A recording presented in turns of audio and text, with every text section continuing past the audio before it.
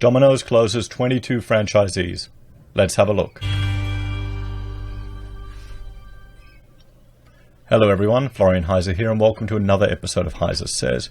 I'm here with my loyal stein of coffee, and I would like to talk about this article, because Dominoes Pizza have closed down 22 franchisees. Their profits are down 4.6%. And you've got to think about it. Dominoes Pizza, it's not a luxury product. It's a cheap product. You can get a reasonable pizza for $5. It's not the healthiest food, I would imagine, although I'm sure they have some options they think are healthy, but it does the job. It does the job. It's what I would say it's a little luxury. For $5 you could go get a pizza and then watch a movie, have a quiet, cheap night in. So when times get tougher and you need to tighten the belt, it's an alternative to going out. So I would see it as perhaps an industry that could at least increase their revenue during difficult times. But the problem is also their whole franchise model and just the costs that are associated with their setup. So let's have a look. So we'll see. We'll see if their revenue goes up during tough times or not. It may go down if they're shutting down 22 shops. So Dominoes Pizza full year profits has fallen nearly 5% after the company shut down franchisees who were deliberately underpaying employees. Well, there you go. 22 of them had to be shut down. Now, they were deliberately underpaying employees. Okay, before I go into this anymore, what do you think it is? Do you think it's a greedy boss, trying to keep all the money from his poor workers? Or do you think it's someone who's struggling to keep their business afloat under the harsh conditions of a franchise agreement? Let me know in the comments which one do you think it is, or if it's a combination of both. Revenue for the 12-month to June 30 grew 24.4% to $1.44 billion. So the revenue's up. But full year profit fell 4.6% to $115.9 million, as loans referred to as short-term franchisee support again hit Australia and New Zealand earnings.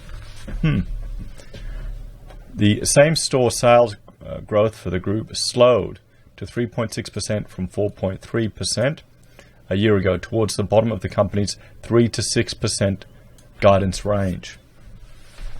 This was weighed down by softer than expected local figures, with the addition of an XL pizza range in Australia and New Zealand not enough to stop same-store sales growth, slowing down to 2.2% from 4.5% a year ago.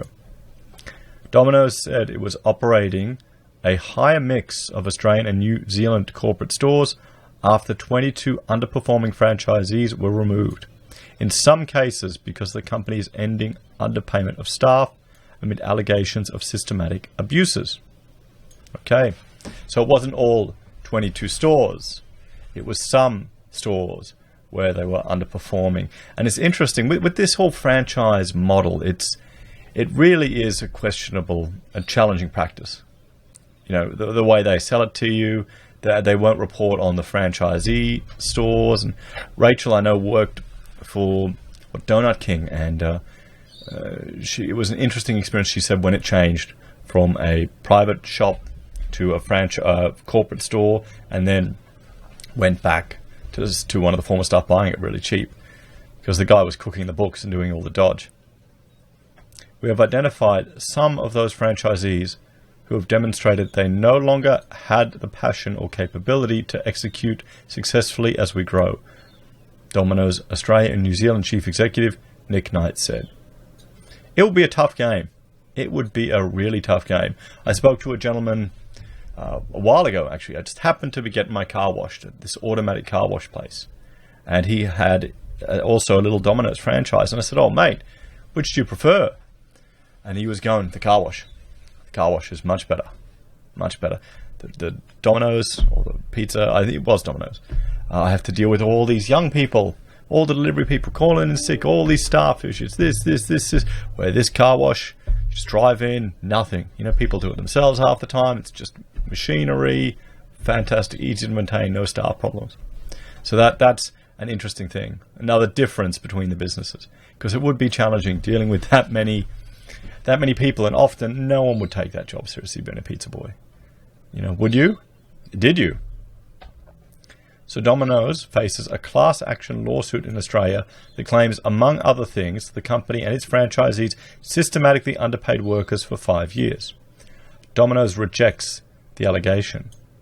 We believe that the entitlements of franchisee workers were governed by our enterprise agreements, and that we have at all times acted in accordance with those enterprise agreements, the company reiterated on Wednesday. Well, this wouldn't be the first time. We saw what happened with 7-Eleven. When it came out in the media, all the underpayments that were going there, pay the staff, take the money back. So it definitely is a challenging time in the retail sector. What is this all telling us? It could be a systematic issues there. It could also be desperation on the part of the people running the business as well, having to cut corners, having to break the law to cut corners to keep it going. Shares in the company slipped by as much as 5.52% to 41.96 in the first 15 minutes of trade on Wednesday, and were still 2.5% lower at 43.19 by 11:32 Australian Eastern Standard Time. Okay, well, there you go. See, I'm trying to learn about the way that earnings forecasts and reports actually affect the share price. This is a pretty drastic hit. So it went down 5% and then shot up again. So I wonder if you'd hope the people that shorted it did well this morning. Chief Executive Don Meij, who began at Domino's 32 years ago as a delivery driver, said the company would always listen to feedback, but he was confident he'd be treated right if he was just starting out now. Really? In fact, my children have chosen to work part-time for Domino's, he said. Well, yeah, okay, if the chief executive, if you've got their kids working for you in your Domino's store, you're not going to rip them off. I mean, come on. Oh, I often talk to my daughter and say she's one of the highest paid team members in the fast food industry. Okay. Elsewhere, Domino's Japan stores led a strengthened performance from its international operations, with the segment accounting for 54.7% of group underlying earnings. Same-store sales growth in Japan was 8.4%, up from 0.9% a year ago, with total revenue rising by 13.6% to 47.3 billion yen on the addition of 81 new stores. So they're doing a lot of growth in Japan. Same-store sales growth in Europe slowed to 3.1% from 5.7% a year ago, while revenue increased 11% to 1.17 billion as the conversion of Hello Pizza stores was completed. Wow, that's a big... I'll be quite honest, I didn't realize Domino's, was that much of a presence internationally. It's impressive. There you go. Aussies are good for something. The company will pay a final dividend of 52.8 cents per share, fully franked, up from a partially franked 49.7 cents a year ago. Domino's no longer provides year-on-year guidance, but said it expected some store sales to grow 3% to 6% in the next 3 to 5 years, and store count to grow by 7 to 9%. So Domino's FY profit drips, financial year profit drips. Net profit down by 4.6% to 115.9 million. Revenue up 24.4 to 1.44 billion. Fully franked dividends of 52.8 cents versus partially franked. So it's interesting, particularly this revenue increase of 24%, nearly a quarter increase in their revenue. A quarter increase in their revenue, considering how much has come from Europe.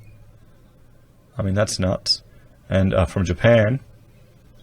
So it shows you they're doing well. They're doing well, but they still took a hit. And I wonder if this employment issue will actually dent them at all. I wonder if it'll make a difference to it. I mean, even with our keto diet, or when we go in carnivore, we'd get extra lazy and still nab a quick Domino's from up the road, $5, quick fiver. Just add a bit of things onto it. But for me, it's just too much, too many carbs in it now. I can't eat it. But anyway, still like it. Anyway, guys, what do you think? You happy with Domino's results? Do you think this is a sign of the times? Or, the fact that they've got 22 shops now that are being run as corporate shops, and that the franchisees were underpaying staff? Do you think it's systematic with Domino's, or just a outcome of the franchise situation? Let me know what you think in the comments, guys. Or will you be buying Domino's shares? Like, share, and subscribe. Share the video, and I'll talk to you later. Take care. Oh, no, I'm back. See you later.